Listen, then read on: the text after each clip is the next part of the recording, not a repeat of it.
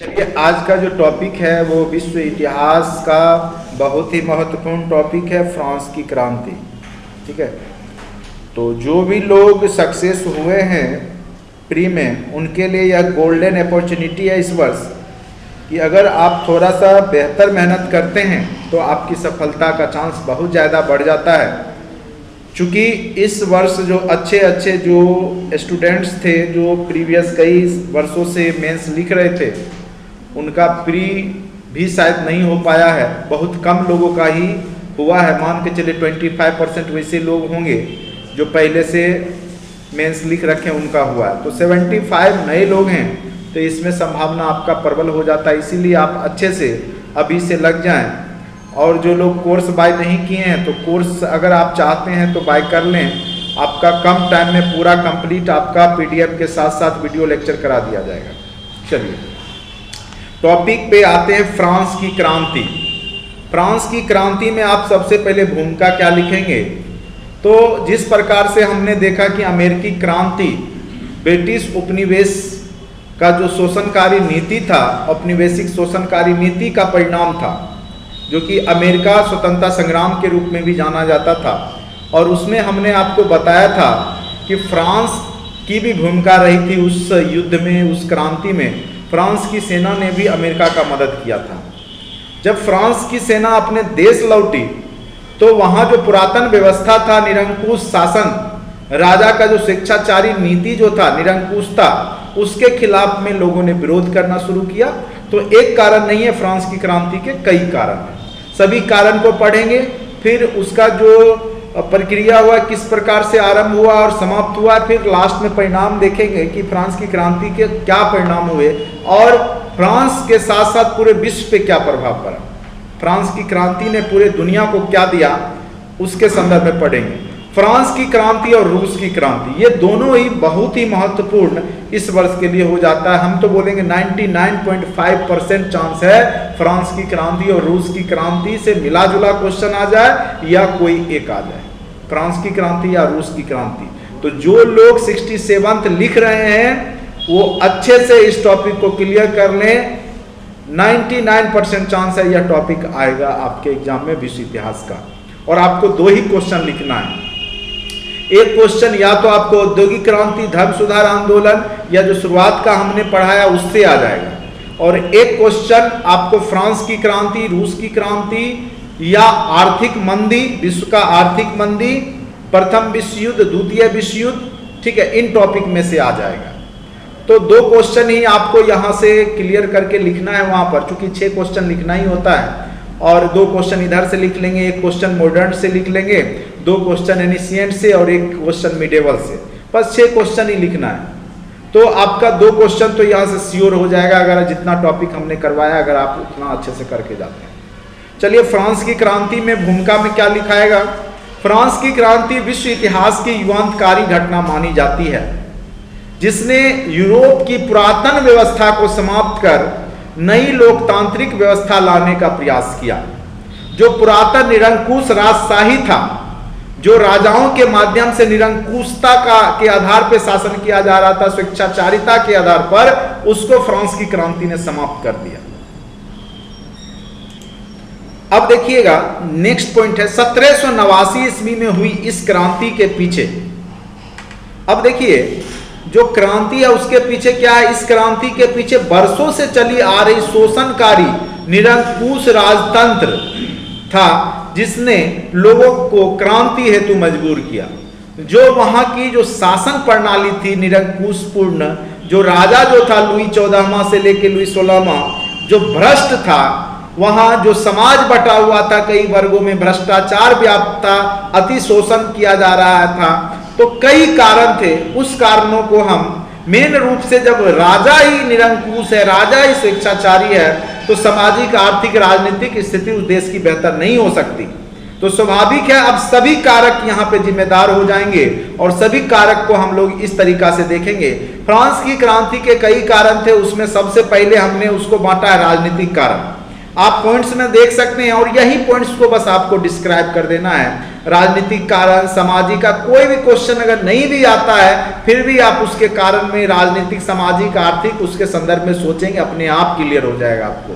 तो राजनीतिक कारण, सामाजिक कारण, आर्थिक कारण, बौद्धिक कारण, तत्कालिक कारण, देखिए क्वेश्चन के कई आयाम हो सकते हैं, लेकिन जो कि कारण आए, अगर आपके पास कुछ समझ में नहीं भी आ रहा है तो आप सबसे पहले उसको बांट दीजिए। राजनीतिक कारण, आर्थिक कारण, सामाजिक कारण, अपने आप आपके दिमाग में आना शुरू हो जाएगा। अब राजनीतिक कारण क्या होगा, तो राजा की सबसे पहले क्या आ जाएगी, निरंकुशता, जो स्वेच्छाचारिता है कि मनमानी करने का, वो पहला कारण। दूसरा प्रशासनिक भ्रष्टाचार। यहां पे क्या था फ्रांस में कि जैसे अधिकारी का बेटा ही अधिकारी बनेगा, वंशानुगत कर दिया गया था, ठीक है, यानी कोई एग्जाम या कोई भी नया लोगों को वहां पे चांस नहीं मिलता था, जो पहले से उसमें डटे हुए थे वही बनते थे। तो ये भ्रष्टाचार था प्रशासनिक स्तर पर। राजा ही सभी का प्रधान होता था, राजा के पास ही शक्ति केंद्रित थी, यानी न्यायिक शक्ति, कार्यपालिका शक्ति, विधायिका शक्ति, सब शक्ति राजा को ही मिला हुआ था। राजा जो है सर्वे सर्वा था, ठीक है। और आगे हम बताएंगे भी, वहां के जो राजा थे, लुई 16वां बोलता था मैं ही कानून हूं, मेरे द्वारा जो बात कहा जाता वही कानून है, इस तरीका से वो बोलता था। तो आगे चर्चा करेंगे। प्रशासनिक अव्यवस्था व्याप्त थी, न्यायिक व्यवस्था की दुर्बलता थी, न्याय प्रणाली उतना मजबूत नहीं था, व्यक्तिगत लोगों को स्वतंत्रता का अभाव था, व्यक्तिगत स्वतंत्रता का अभाव था। ये सारे पॉइंट्स को थोड़ा थोड़ा एक एक दो लाइन में हम लोग राजनीतिक कारण में डिस्क्राइब करेंगे। उसके बाद सामाजिक कारण में यह समाज 3 स्टेट में बटा हुआ था, 3 स्टेट्स, 1 2 3। 1 में आपके फर्स्ट स्टेट में आते थे पोप पादरी, जैसे आपका भारतीय समाज में पंडित ब्राह्मण लोग आते हैं उसी प्रकार से। दूसरा में ये लोग आते थे कुलीन, जो राजा से जुड़े हुए लोग थे, प्रशासक वर्ग, योद्धा, राजा, सेनापति, सेना नायक, ये सब आते थे आपके सेकेंड स्टेट्स में। और थर्ड स्टेट्स में आते थे आपके जितने भी व्यापारी हैं, कर्मचारी हैं या मजदूर हैं, किसान हैं, ये सब थर्ड स्टेट्स में आते थे। यानी जनसाधारण के लिए थर्ड स्टेट्स था, और जो विशेष वर्ग था, जिसको विशेष अधिकार था समाज में, उसके लिए फर्स्ट और सेकेंड था। पोप पादरी फर्स्ट में आते थे, कुलीन जो भी वहां की प्रशासनिक इकाई थी, जो योद्धा थे, वो लोग सेकेंड में आते थे। और तीसरा में बाद बाकी जितने भी वकील से लेके, व्यापारी से लेके, कर्मचारी से लेके, मजदूर और श्रमिक वर्ग जो भी हैं, वो सब तृतीय स्टेट में आते थे। और 2 अधिकार पूर्ण वर्ग था, और तीसरा जो वर्ग था थर्ड स्टेट्स, उसको अधिकार विहीन था, उसको कोई अधिकार नहीं था, केवल वह टैक्स देता था, कर देता था। टैक्स वसूली का काम करना किसका था? पोप पादरी भी अपने तरीका से धार्मिक कर लेते थे, उसको टाइल कहा जाता था, टाइल और टाइल, ठीक है। यानी दोनों, एक राजा वर्ग था जो कुलीन वर्ग था, वो अलग से टैक्स लेता था, और जो आपका जो पादरी था, पोप था, धार्मिक गुरु वहां का, वो अलग लेता था। तो टाइल और टाइल के नाम से वो विख्यात था टैक्स, तो वो दोनों देना पड़ता था। और अन्य टैक्स भी देना पड़ता था, जैसे नमक कर, नमक का भी टैक्स देना पड़ता था, तंबाकू का भी टैक्स देना पड़ता था। तो जनता टैक्स के कारण बहुत ज्यादा परेशान हो चुकी थी। अब देखिए उसके बाद था आर्थिक कारण, दोषपूर्ण कर व्यवस्था, वही सारा टैक्स किस पे लादा गया था? तो तीसरे वर्ग पे, और किसान मजदूर पे, जो तीसरा वर्ग के लोग थे उसी को टैक्स देना था। 2 वर्ग कर विमुक्त था, उसको कर नहीं लगता था, पोप पादरी को टैक्स नहीं लगता था, जबकि मैक्सिमम जमीन उन्हीं के पास थी, यानी भूमि स्वामित्व वही थे, लेकिन वो कर नहीं देते थे, जिस कारण से इन लोगों पे ज्यादा टैक्स का भार पड़ जाता था। जो व्यापार व्यवस्था था वह बंद व्यवस्था था, एक जगह से दूसरे जगह व्यापार करना, या आप एक क्षेत्र से दूसरे क्षेत्र में व्यापार नहीं कर सकते, और अलग अलग क्षेत्र के लिए अलग अलग भी टैक्स था। तो ये सब वहां की आर्थिक जो प्रॉब्लम था वो बहुत बड़ा कारक था। सैनिक असंतोष, तो जो सेना को अमेरिका भेजा गया युद्ध करने के लिए, तो उसमें भी क्या किया गया, तो उसको सही ढंग से सैलरी नहीं दी जा रही थी, क्योंकि इसकी आर्थिक स्थिति बहुत दयनीय हो गई थी फ्रांस की उस समय। तो ना ही उसको सैलरी दिया जा रहा था टाइम से, ना ही भोजन या कुछ भी व्यवस्था दिया जा रहा था, जिस कारण से सैनिकों में असंतोष आया और उसने विरोध कर दिया। सैनिकों ने भी विरोध किया था फ्रांस की क्रांति में। बौद्धिक कारक में उस समय बहुत बड़े दार्शनिक वगैरह आ गए थे, फ्रांस में, जैसे मॉन्टेस्क्यू, जिन्होंने जो है कार्यपालिका, विधायिका, न्यायपालिका के पृथक्करण की बात कही, वॉल्टेयर थे, रूसो, जॉन लॉक जैसे दार्शनिक के भी प्रभाव में वहां की जनता आ चुकी थी। समानता, स्वतंत्रता, बंधुत्व जैसी बात लोग करने लगे थे, क्योंकि इनका प्रभाव उनके पर पड़ा था जनता पर। उसके बाद तत्कालिक कारण में आप लिख सकते हैं लुई 16वां की अयोग्यता। एक तो वो अयोग्य था ही, और उसकी पत्नी जो थी, ठीक है, एनोएत, वो भी भ्रष्ट थी, यानी वो भी किसी पोप पादरी के चक्कर में आकर के बहुत ज्यादा धन विलासितापूर्ण जीवन जीती थी, धन का बहुत ज्यादा बर्बादी करती थी। और ये लोग बरसाई का महल में रहते थे, ठीक है, पेरिस, ये बोलते हैं बरसाई के महल, ये पेरिस से थोड़ा दूर हट करके था, एक पैलेस था, बहुत ज्यादा वहां पे आराम पूर्वक ये लोग जीवन व्यतीत करते थे। उस पैलेस का नाम बरसाई का शीश महल था, जहां पे ये लोग एकदम विलासितापूर्ण जीवन जी रहे थे। इनको दुनियादारी से कोई मतलब नहीं था। ये अपना टैक्स मिल गया, कर आ गया, अपना ऐशो आराम में अपना खर्च किए जा रहे हैं, और उधर जनता खाने के लिए भी ललायित है, यानी रोटी तक नहीं मिल रहा है। तो इस स्थिति में क्रांति होना स्वाभाविक है, ठीक है, और क्रांति हुआ भी फ्रांस में। अब आ जाइए, अब इसी सारे पॉइंट्स को, कारण को हम लोग बांटते हैं। राजनीति का निरंकुश राजतंत्र, राजा के हाथों में सारी शक्ति केंद्रित लिख देंगे। राजत्व का देवीय सिद्धांत इन्होंने दिया कि राजा देवता के समान है। इच्छा ही कानून है, यानी लुई 16वां बोलता कि उसकी इच्छा ही, आइए, लुई 14वां बोलता था उसकी इच्छा ही क्या है, कानून है, और लुई 16वां बोलता था मैं ही राज हूं और मेरी इच्छा ही क्या है, कानून है, यानी जो हम इच्छा कर दिए वही कानून है और मैं ही राज्य हूं, हमसे ऊपर कोई नहीं है। इस तरह की बात लुई 16वां और लुई 14वां बोलता था, यानी पूरा निरंकुश शासक था। उसके बाद पार्लियामा एक अंकुश लगाने के लिए बनाया गया था कि एक जो वहां के जो विद्वान सभा या जो भी कह लीजिए अधिकारियों का एक समूह था, जो राजा के स्वेच्छाचारिता पे अंकुश लगा सकता था, लेकिन वो भी राजा के चापलूसी में लगे रहते थे, उनको भी धन लोभ अपना चाहिए था, तो इसलिए वो विरोध राजा का नहीं करते थे, चापलूसी करते थे। तो पार्लियामा उसको अंकुश लगाने के लिए थी फ्रांस में, लेकिन पार्लियामा कभी अंकुश लगाती नहीं थी राजा के जो कृत्य थे या जो राजा करता था, चूंकि इसलिए नहीं लगाती थी कि उसमें जो लोग थे वो भ्रष्ट थे और उनको चापलूसी करने में मजा आ रहा था, और चापलूसी कर करके अपना लाभ हित देख रहे थे, उसको देश से कोई मतलब नहीं रह गया था। तो पार्लियामा अंकुश लगाने के स्थान पर क्या करती थी, राजा का समर्थन करते रहते थे। उसके बाद है राज दरबार की विलासिता। पेरिस से दूर वर्साई के शीश महल में शान शौकत की जिंदगी जी रहे थे ये राजा रानी जो थी। रानी जो नाम था मेरी एंतोइनेट, मेरी एंतोइनेट जो थी बहुत फिजूल खर्ची थी, और जिस कारण से उसका नाम भी था मैडम डेफिसिट। फ्रांस के लोग उसको मैडम डेफिसिट के नाम से पुकारते। एक तो भ्रष्ट पादरी के चक्कर में थी, एक पोप पादरी उसके यहाँ रहता था, उसके चक्कर में पड़ी हुई थी, और जो भी धन था फ्रांस का उसको जहां तहां विलासितापूर्ण सामान खरीदने में, मंगाने में, उसमें उड़ाई जा रही थी, फिजूल खर्च कर रही थी। इधर जनता परेशान थी और उधर जो है इनका पार्टी ऐशो आराम खत्म नहीं हो रहा था। उसके बाद राज दरबार चाटुकारों से भरा हुआ था, इसीलिए तो पार्लियामा में कोई राजा का विरोध नहीं कर रहा था, पहले ही हमने बता दिया। प्रशासनिक स्तर पर भ्रष्टाचार था। राज के महत्वपूर्ण पद योग्यता के आधार पर नहीं बल्कि कैसे किया जाए, पैरवी के आधार पर, ठीक है, जैसे वंशानुगत या पैरवी के आधार पर ही पोस्ट दिया जाता था। जिसका पैरवी आ गया, अभी भी बीपीएससी का एग्जाम हुआ, बहुत लोग कहते हैं कि पैरवी हुआ होगा, बहुत लोग का जो भी हो, सच्चाई कुछ ना कुछ है उसमें। तो पैरवी पर तो जो जो ये होगा तो क्या होगा, सरकार भ्रष्ट होगा तो जनता आक्रोशित होगा। जैसे अभी छात्र आक्रोशित हैं यहाँ की, तो वो भी अभी सरकार के विरोध में प्रदर्शन करने का प्रयास कर रही है। उसके बाद है अति केंद्रित प्रशासन। प्रशासन की सारी शक्ति किसके हाथ में था, राजा के हाथ में, और भोग विलास से निकलकर प्रशासन देखने का फुर्सत नहीं था राजा को। वो अपने शीश महल में ऐशो आराम की जिंदगी में पड़ा रहता था, ठाठ बाट के साथ। लुई 14वां, लुई 16वां, उसको जनता से कोई फर्क पड़ने वाला मतलब नहीं था।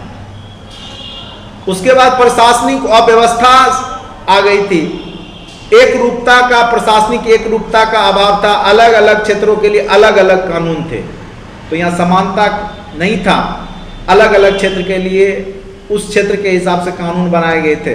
तो ये सारे कारण, राजनीतिक कारण में आप लोग पॉइंट्स बना करके लिखेंगे तो जाके आपका राजनीतिक कारण पूरा होगा। और जनरली क्वेश्चन यहाँ पे जब पूछेगा तो बोलेगा फ्रांस की क्रांति के राजनीतिक और सामाजिक कारणों की व्याख्या करें। बहुत कम ही चांस रहता है कि सभी कारणों को पूछने का, कोई 2 कारण या 3 कारण ही पूछेगा, जानता है कि इसी को लिखते लिखते जो है टाइम आधा घंटा लग जाएगा। अगर दोनों पूछ दिया, कई बार आपको रूस की क्रांति फ्रांस की क्रांति में कंपैरिजन करते हुए कहेगा लिखने के लिए, दोनों में क्या तुलना है।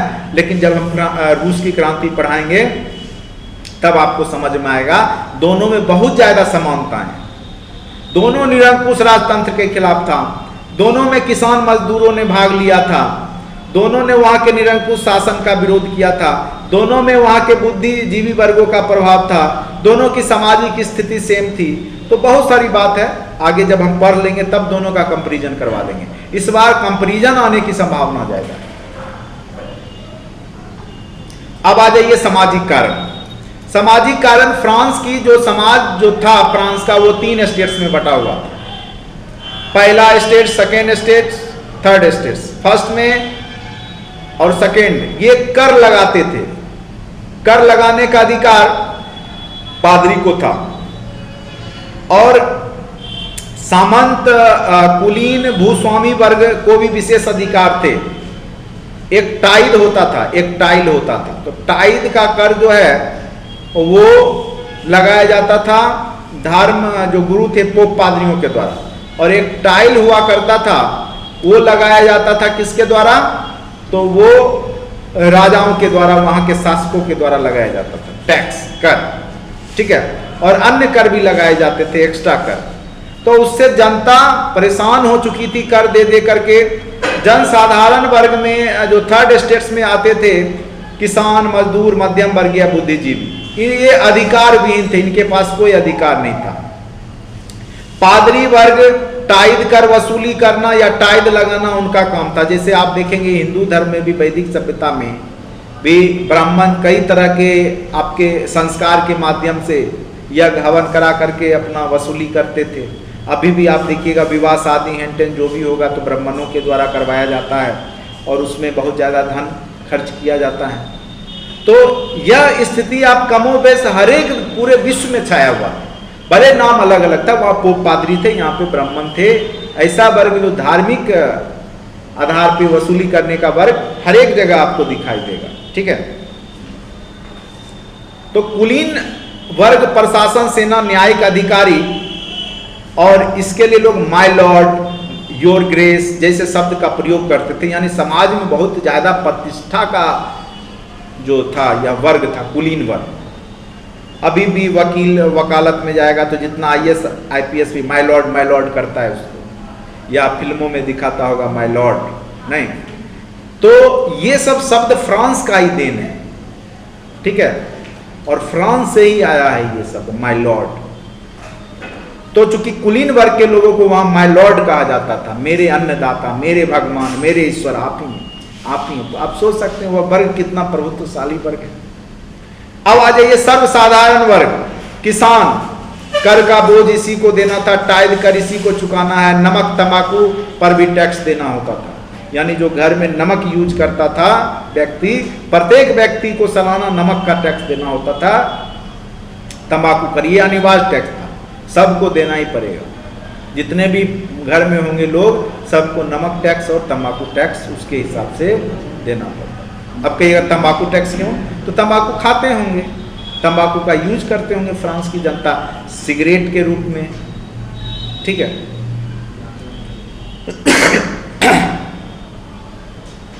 अब है आर्थिक कारण। आर्थिक कारण के रूप में देखिए, अव्यवस्थित अर्थव्यवस्था। जब राजा ही निरंकुश है तो व्यवस्था सही से चलेगा? नहीं चलेगा। दोषपूर्ण कर व्यवस्था, पादरी पूजा करते थे, कुलीन युद्ध और जनता कर देती थी, वहां का यही चल रहा था, ठीक है। कर वसूली प्रणाली, कर निश्चित नहीं, इच्छा अनुसार बढ़ाया जाता था। कभी मन हुआ राजा का या धार्मिक गुरु जो भी थे, पोप पादरी बढ़ा देते थे, घटा देते थे।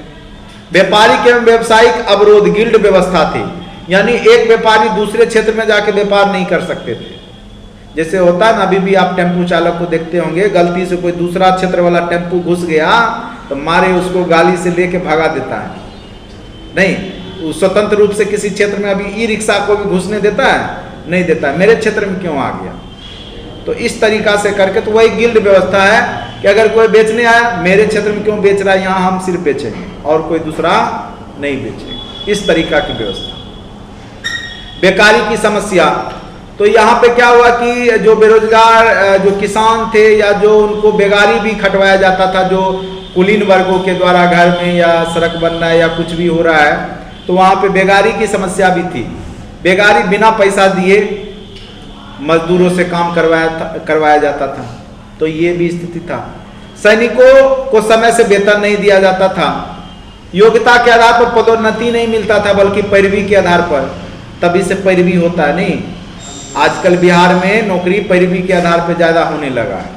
तो ये तब होगा जब भ्रष्ट शासक आएगा, जब वो नहीं लेटा रहेगा, अपना पलटते रहेगा, कभी इस पार्टी कभी उस पार्टी, तो वो स्थिति स्वाभाविक सी बात है आएगी। जब शासक वर्ग को ये समझ में नहीं आ रहा है कि जनता किस स्थिति में है, जनता हमसे खुश है ना खुश है, सिर्फ अपना जो है किसी तरीका से जो कुर्सी है वो बना रहे, तो उस स्थिति में क्या होगा आप जान ही रहे, यही सब सिचुएशन हो। क्रांति होगी फिर, और वह फिर बदलाव लाएगा। उच्च पदों पर केवल कुलीन वर्ग के लोग नियुक्त होते थे, तो ये भी बहुत बड़ी समस्या थी कि जो भी अधिकारी वर्ग था या उच्च पद था, उसमें बड़े बड़े जो कुलीन वर्ग थे वही लोग उसमें एंट्री ले सकते थे। दूसरा कोई अधिकारविहीन थर्ड स्टेट का आदमी उसमें अधिकारी नहीं बन सकता। जब भी बनेगा अधिकारी उच्च वर्ग का ही, जो फर्स्ट और सेकेंड स्टेट्स में, और जो जिसमें जन्म लिया जिस स्टेट्स में, वो उसी का हुआ। फर्स्ट स्टेट में जन्म ले लिए तो आपको अधिकार मिल गया, आप टैक्स लगाइए, वसूली कीजिए। और आप गलती से थर्ड स्टेट्स में जन्म ले लिए, आप सब दिन टैक्स दीजिए, ठीक है। तो ये स्थिति फ्रांस की भयावह थी उस समय। बौद्धिक कारक, दार्शनिक ने फ्रांस के जनमानस को झकझोर दिया। मोंटेस्क्यू आए, उन्होंने राज एवं उसकी कटु आलोचना की, चर्च की कटु आलोचना की, शक्ति के पृथ्वीकरण का सिद्धांत दिया, कार्यपालिका, विधायिका, न्यायपालिका, तीनों को अलग अलग शक्ति देने की बात की। वाल्टेयर ने प्रबुद्ध निरंकुश शासन में विश्वास किया, और उसने बोला, क्या बोला, 100 चूहों की अपेक्षा एक सिंह का शासन उत्तम है। और यही बात कौन बोलता था बताइए भारत में? याद है कर्नाटक मैसूर के युद्ध में टीपू सुल्तान। नहीं, क्योंकि वो फ्रांस की क्रांति से बहुत ज्यादा प्रभावित था। नहीं, वो जिस प्रकार से वहां पे आप देखिएगा जीरोथिस्ट था, उसी प्रकार जेकोबियन जीरोथिस्ट, तो उसी प्रकार से वो भी अंग्रेजों को यहाँ पे भगाने का प्रयास करता है, और फ्रांस की क्रांति से बहुत ज्यादा वो प्रभावित था। कौन? टीपू सुल्तान, ठीक है। तो वो भी बोलता है शायद 100 भेड़ियों की जगह एक शेर का शासन, या इस टाइप से वो, हाँ 4 दिन की जिंदगी एक शेर की तरह जीना। तो इस तरीका से आप देखिएगा, इस टाइप का, जैसे भेड़ियों की तरह 100 दिन की जिंदगी जीने से अच्छा है कि शेर की तरह एक दिन जी करके मर जाओ, उस तरीका का बात ये टीपू सुल्तान बोलता है। तो कहीं ना कहीं फ्रांस की क्रांति का ही प्रभाव उस पे, उस विचारक का रहता है। उसके बाद भ्रष्ट चर्च पे भी वाल्टेयर ने वहां पे गहरा चोट किया। उसके बाद रूसो का नाम आप सुनते होंगे, उसका पूरा नाम था जैक रूसो। ये जैक रूसो ने 1712 से 78 के बीच में क्या बोला कि मनुष्य स्वतंत्र पैदा हुआ है, पर वह हर जगह जंजीरों से जकड़ा है। तो ये सब सिद्धांत दे करके स्वतंत्रता के प्रति लोगों में भावना पैदा किया, समानता के प्रति भावना पैदा किया, और भाईचारे के प्रति उन लोगों ने भावना पैदा किया। इसीलिए फ्रांस की क्रांति का नारा ही हो गया समानता, स्वतंत्रता और बंधुत्व। और इसीलिए वो लोग आपस में जो निरंकुश शासन का विरोध किया और वहां पे सत्ता परिवर्तन का प्रयास किया। उसके बाद इस पे विदेशी घटनाओं का भी प्रभाव पड़ा, क्योंकि 1688 में ही इंग्लैंड में क्या हुई थी, गौरवपूर्ण क्रांति हुई थी और वहां का राजतंत्र में संसदीय व्यवस्था आ गया था। ठीक है, 1689 में पारित अधिकारों की घोषणा पत्र जो वहां के लोगों को मिल चुका था। उसके बाद अमेरिकी स्वतंत्रता संग्राम का भी प्रभाव, क्योंकि अमेरिकी स्वतंत्रता संग्राम में फ्रांस की सेना गई थी और कुछ दिन पहले ही 1789 में ये हुआ है, और वो 1700 कब हुआ था, 76 में नहीं, तो लगभग आसपास की घटना है। तो यहां से यह क्रांति का प्रसार अमेरिका से फ्रांस तक चला गया था। तत्कालिक कारण लुईस वोलामा आपको बताई ये अयोग्य था, और उसकी पत्नी भी जो थी वो मैडम डेफिसिट बहुत ज्यादा भ्रष्ट थी। ठीक है, जिस कारण से लोग इसका विरोध करना शुरू कर दिए। अब देखिए शुरुआत कब हुआ, 5 मई 1789 को तीनों स्टेट्स की संयुक्त बैठक बुलाई गई, क्योंकि वहां पे राजस्व कर में बहुत ज्यादा कमी हो गया था, तो राजा को टैक्स चाहिए था चलाने के लिए। तो इसमें कुल प्रथम में 300 लोग थे, द्वितीय स्टेट में से 300 लोग आते थे, और तृतीय स्टेट्स के 600 प्रतिनिधि इस संयुक्त बैठक में आए थे। तो तृतीय स्टेट्स के प्रतिनिधि अपने साथ जो जनता की सामान्य मांग थी, क्योंकि जनसाधारण वर्ग तो यही था तृतीय स्टेट्स, उसने सामान्य मांगों की एक सूची लाई, और परंपरा के अनुसार प्रत्येक स्टेट्स को एक एक मत देने का अधिकार था। तो वो दोनों वर्ग तो एक ही था, प्रथम द्वितीय वो दोनों मिल करके, तो एक एक वोट देने का, तो 2 वोट जिधर जाता वो बात माना जाता। तो यहां बोला गया तीसरे स्टेट्स के द्वारा नहीं, प्रतिनिधि के द्वारा वोट दिया जाएगा, जो 300 है और इधर 600 है, जिसकी संख्या ज्यादा होगी वह बात माना जाएगा। इसका राजा और जो वहां का जो फ्रांस के जो प्रथम स्टेट और द्वितीय स्टेट के जो शासक वर्ग था या कुलीन वर्ग या पोप पाद्री था वो विरोध किया, लेकिन संख्या तो इनकी ज्यादा है, तो इन्होंने जाकर के अच्छे से विरोध कर दिया। देखिए अब क्या होगा, परंपरा के अनुसार प्रत्येक स्टेट्स को एक मत देने का अधिकार था, परंतु क्या होगा, तृतीय स्टेट्स ने इसका विरोध किया और मांग रखी पूरी सभा से वोट करवाया जाए। सम्राट ने कुलीन एवं पादरियों के प्रभाव में आकर यह मांग ठुकरा दी, क्योंकि कुलीन वर्ग और पादरी वर्ग ये काम नहीं चाहता था, उसको पता था इनकी संख्या ज्यादा है, जीत इन्हीं की होगी। 20 जून 1789 को तीसरा स्टेट्स के प्रतिनिधि वर्साई के टेनिस कोर्ट में एकत्रित हो गए और निश्चय किया कि जब तक ऐसे संविधान नहीं बनते जिससे राजशाही पर अंकुश लगाया जाए, तब तक हम जो है यहां से नहीं जाएंगे, तब तक राष्ट्रीय सभा भंग नहीं होगी।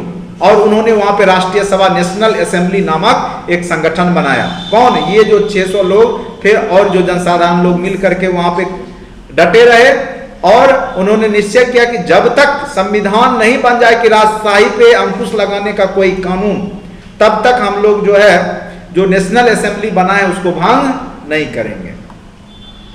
राष्ट्रीय सभा ने, जो नेशनल असेंबली था, ने संविधान का प्रारूप तैयार करना प्रारंभ किया। उस समय फ्रांस की स्थिति भयावह हो रही थी, लोगों को भोजन तक मिलना मुश्किल हो गया था, यानी लोगों ने लूटपाट करना, ब्रेड के लिए, रोटी के लिए वहां पे लूटपाट करना शुरू कर दिया। क्योंकि जब भूख से लोग परेशान होंगे तो जो दुकानें होंगी, ब्रेड की दुकानें, यानी लोगों को खाने के लिए अनाज तक नहीं था, रोटी तक नहीं था, तो लोग लूटपाट करना शुरू कर दिया। इससे उत्तेजित होकर के, ठीक है, अब देखिए सम्राट ने अपनी सेना को पेरिस जाने की आज्ञा दी, कि सेना को भेज दिया, और कहा जाता है कि अब्बा उठ गया कि जो वहां की सरकार है, जो वहां का जो राजा, उसने जनसमूह पे गोली चलाने का आदेश दे दिया है। जनता क्या किया कि जनता पहले से हथियार बंद हो गया, सशस्त्र विद्रोह, यानी जनता ने हथियार उठा लिया, और हथियार उसके पास, जनता के पास था नहीं। तो वहां पे एक बास्टिल का किला था, तो जनता को पता चला कि वहां पे बहुत सारा हथियार, गोला बारूद है उस किले के अंदर, फ्रांस की सेना जो है वो वहीं पे रखती है, और वहां पर जेल भी था। तो जेल में तो ज्यादा कैदी नहीं थे, उस समय मात्र 7 ही कैदी थे, लेकिन उसने क्या किया, जनता ने बास्टिल के जो किला था उसको तोड़ करके वहां पे जो भी था, जो भी सामान था, उसको लूटपाट लिया और उसको किला को तोड़ दिया, और वो जो पत्थर उठा उठा के अपने अपने घर ले गए यादगार के रूप में। ठीक है। फ्रांस की जनता उसको एक ऐतिहासिक क्षण के रूप में, यादगार के रूप में उस किले का अपना ईंट उट लेके अपना घर में जाकर के रख लिया, ठीक है। और जो भी वहां पे था उसको लूटपाट कर। देखिए यहां क्या लिखा है, सम्राट ने अपनी सेना को पेरिस जाने की आज्ञा दी। इससे उत्तेजित होकर लोगों ने एक जनसेना का गठन किया। 14 जुलाई 1789 को धीर ने बास्तिल के सुदृढ़ किला पर आक्रमण कर दिया और कैदियों को रिहा कर दिया। कैदी तो थे ही, बहुत कम ही कैदी थे, 7 ही कैदी थे, और साथ साथ जो भी वहां पे हथियार गोला बारूद जो भी मिला वो वहां पे लूटपाट कर लिए। अब आगे आइए, आगे चल करके 4 अगस्त 1789 को राष्ट्रीय सभा की बैठक हुई, जिसमें सामंती व्यवस्था समाप्त कर दी गई, चर्च के विशेष अधिकार समाप्त कर दिए गए, चर्च की भूमि और अन्य संपत्ति जब्त कर ली गई, और पुनः 27 अगस्त 1789 को मानव एवं नागरिकों के अधिकारों की घोषणा कर दी गई, जिसमें समानता, स्वतंत्रता और संपत्ति के सुरक्षा तथा अत्याचारों से मुक्ति के अधिकार को नैसर्गिक एवं अहरणीय माना गया। यानी एक प्राकृतिक अधिकार के रूप में समानता, स्वतंत्रता, संपत्ति के अधिकार को वहां की जनता को दे दी गई। फिर आगे क्या करेगा नेशनल असेंबली? 1791 में राष्ट्रीय सभा द्वारा फ्रांस के लिए एक नया संविधान बनाया गया। निरंकुश राजतंत्र के स्थान पे अब कौन सा राजतंत्र आएगा? संवैधानिक राजतंत्र की व्यवस्था की गई। शक्तियों का पृथक्करण किया गया। 1791 ईस्वी के संविधान की व्यवस्था से असंतोष बढ़ रहा था, लेकिन जनता खुश नहीं थी, क्योंकि अब केवल राजतंत्र था ही, लेकिन अब संवैधानिक राजतंत्र की बात की गई थी, पृथक्करण की बात की गई, लेकिन जनता को जो चाहिए थी वो जनता को हासिल यहां से नहीं हुआ। अब देखिए क्या होता है। 1791 के संविधान की व्यवस्था से असंतोष बढ़ रहा था। संविधान में जिस मानवाधिकारों की बात की गई उसे पूरा नहीं किया गया। यानी नेशनल असेंबली के द्वारा जो संविधान बनाया गया था तीसरे स्टेट्स के लोगों के द्वारा, लेकिन वह वहां पे पूरा नहीं किया गया। बहुसंख्यकों को मताधिकार से वंचित रखा गया। केवल वोट देने का अधिकार कुलीन वर्ग को फिर दिया गया। जो जनसाधारण वर्ग था उसको अधिकार वोट देने का नहीं दिया गया। सिर्फ धनी लोग और बुजुर्गा वर्ग जो थी, जो पढ़े लिखे या शिक्षित या जो कह सकते वहां पे प्रतिष्ठित वर्ग था, उसी को वोट देने का अधिकार दिया गया, जिससे जनसाधारण में असंतोष की भावना बढ़ी और इन लोगों ने अपना एक दल बनाया और उसका नाम रखा जैकोबियन। अब देखिए जैकोबियन दल आएगा और इस क्लब के सदस्य समाज के निम्न तबके से आते थे, जैसे दुकानदार, कारीगर, मजदूर इत्यादि। आगे चल करके जैकोबियन 2 भाग में बट गए। एक पहला जीरोथिस्ट जो उदारवादी था, जैसे भारत में भी गरम दल नरम दल में कांग्रेस बढ़ता है, उसी प्रकार से फ्रांस की यहाँ पे क्रांति में 1791 के बाद क्या होता है कि जेरोथिस्ट और जैकोबियन 2 भागों में बट गया। एक जैकोबियन, जैकोबिनो, और दूसरा जीरोथिस्ट। जीरोथिस्ट जो था वो उदारवादी था और जैकोबियन क्या था? उग्रवादी। 1793 में रॉब्सपियर जो जैकोबियन का नेतृत्व करता था, उसने राजा पर देशद्रोह का मुकदमा लगा करके सार्वजनिक रूप से उसको गिलोटीन पर चढ़ा दिया। गिलोटीन वहां पे क्या होता था कि एक बार में ही उसको काट देता था सर धड़ से अलग, ठीक है। तो गिलोटीन पे चढ़ा करके राजा रानी, जो रानी थी और लुई 16वां, ठीक है, जो मैडम डिफिसिट जो थी उसको, और जो राजा था, उस दोनों को क्या कर दिया गया? सूली पे चढ़ा दिया, गिलोटीन पे, ठीक है। लेकिन इसको, इस राज को अच्छा नहीं समझा जाता है, क्योंकि इसने आतंक का राज स्थापित कर दिया। आप उसको सजा देना था तो उसको जेल कैद या कुछ रखना था या कुछ भी, उसको जिस तरीका से इसने जो रॉबस्पियर जो था, जिस तरीका से उसने अपने जो प्रतिद्वंदी के साथ जो व्यवहार किया वो सही नहीं था। उसने हजारों की संख्या में जो भी उसके प्रतिद्वंदी था उसको सबको गिलोटीन पे ही चढ़ा दिया। लेकिन इसका विरोध होगा। 1793-94 के बीच आतंक का राज स्थापित हो गया। उसके दमनात्मक नीति के कारण कन्वेंशन के अंदर ही उसके विरोधी सक्रिय हो गए। जो असेंबली था उसके अंदर ही लोग अब उसका विरोध करना शुरू कर दिए। एक योजना अनुसार सब मिल करके उसको गिरफ्तार कर लिए और 92 साथियों के साथ 28 जुलाई 1794 को किसको? रॉबस्पियर जो था उसको भी गिलोटीन पे ये लोग मिलके चढ़ा दिया, ठीक है। क्योंकि ये सबको चढ़ाता था और जो प्रतिद्वंदी था उसको भी डर था कि अगर हम इसको अगर नहीं अंकुश लगाएंगे तो ये हम लोग को भी चढ़ा देगा। तो सब मिल करके अब इसी को चढ़ा दिया। अब वहां पे जो आतंक का राज जो था जो मार करके काट के हटाने का जो राज था प्रतिद्वंदी को, वो समाप्त होगा। बहुत बड़ा ये है, फ्रांस की क्रांति इतना छोटा टॉपिक नहीं है, बहुत बड़ा टॉपिक है। इसको आप समझ लेंगे तो लिखने में जितना कहेगा उतना ही लिखेंगे, लेकिन समझे रहेंगे पूरा तभी आप लिख पाइए। 1795 से 99 में एक डायरेक्टरी बना, जो कि बहुत जो वहाँ पे कमिटी उसके सदस्य होते थे और उनके माध्यम से शासन करने की बात की गई। डायरेक्टरों का एक समूह था डायरेक्टरी, उसके माध्यम से फ्रांस की शासन की बात की गई। अब आ जाइए नेपोलियन बोनापार्ट, इसी दरमियान आ जाएगा। अब यहाँ पे नेपोलियन बोनापार्ट का उदय हो गया जब डायरेक्टरी से भी समस्या नहीं सुलझी, जो लोगों का समूह था जो फ्रांस का शासन व्यवस्था चला रहा था, उससे भी समस्या नहीं सुलझा, तो नेपोलियन ने इस स्थिति का लाभ उठाया। और आप नेपोलियन बोनापार्ट के बारे में जानते ही होंगे। और कुछ सैनिक अधिकारियों के साथ मिलकर नवंबर 1799 में डायरेक्टरी का तख्ता पलट कर दिया। किसने? नेपोलियन बोनापार्ट ने। और इसने 1804 ईस्वी में नेपोलियन कोड लागू किया, यानी उसका कानून संहिता था वो। फ्रांस का सम्राट बन गया, पुनः राजशाही स्थापित कर दिया, यानी फिर से फ्रांस में राजतंत्र आ गया। लेकिन 1815 में वाटरलू के युद्ध में क्या हो जाता है? नेपोलियन बोनापार्ट हार जाता है। और फिर आगे चल करके, ठीक है, 1830 और 1838 में बहुत ज्यादा फ्रांस में क्रांतियां हुई। तो इस प्रकार से आप देखेंगे कि फ्रांस की क्रांति का अंत नेपोलियन बोनापार्ट के द्वारा फिर से राजतंत्रात्मक रूप में देखने को मिला।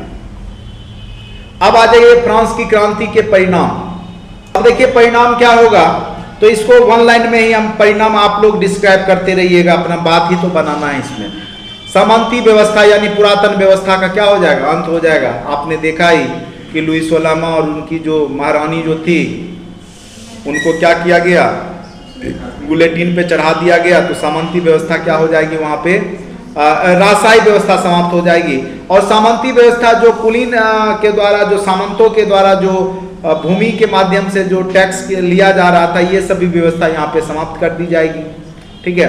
प्रशासनिक एक रूपता ला दिया जाएगा, किसके द्वारा? नेपोलियन कोड का यूज करके नेपोलियन प्रशासनिक एक रूपता ला देता है। राजनीतिक चेतना का विकास हो जाता है, क्योंकि बौद्धिक विचारकों जो थे, मोंटेस्क्यू हो चाहे रूसो हो, तो इनके द्वारा जो है, वाल्टेयर हो, इनके द्वारा यहाँ पे राजनीतिक चेतना का विकास हो जाता है।